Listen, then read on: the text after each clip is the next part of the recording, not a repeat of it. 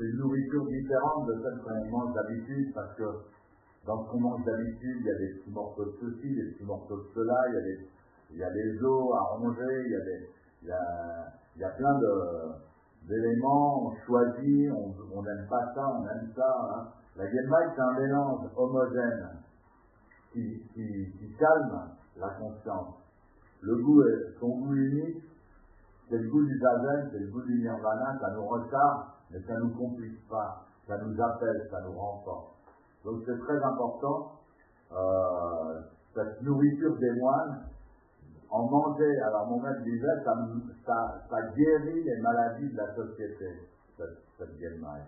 Et c'est très important d'en manger. Et le thé, avec lequel on va nettoyer le fond de son bol, le thé, on l'offre à tous les gens qu'on a cités qui sont morts, les gens qu'on aime et qui sont partis de ce plan.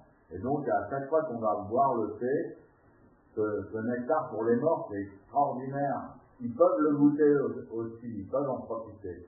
Alors donc, quand vous buvez le thé, vous pensez aux gens que vous aimez qui vous ont quitté momentanément.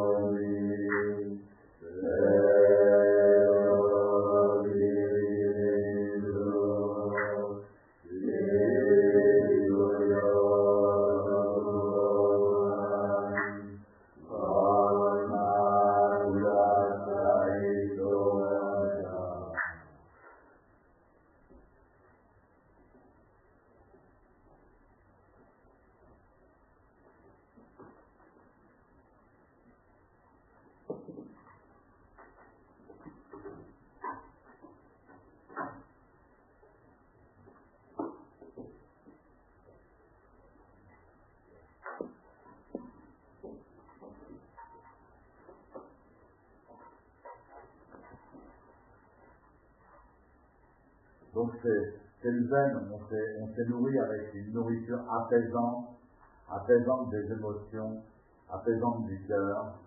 Et c'est très important de garder cet équilibre entre le nirvana, donc qu'on pratique ici, hein, et la vie ordinaire, enfin la vie pétillante, la vie qui va nous apporter, elle, au contraire, des émotions, des expériences, des désirs, des accomplissements, etc. Le Bouddha disait, je vous l'expliquerai tout à l'heure, mais il disait, il faut toujours équilibrer. L'important, c'est d'équilibrer les deux.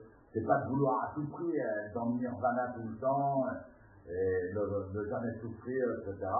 Mais aussi ne pas plonger trop dans les complications de la vie moderne et compliqué dans l'enfer que ça implique finalement. Alors je vous expliquerai tout ça.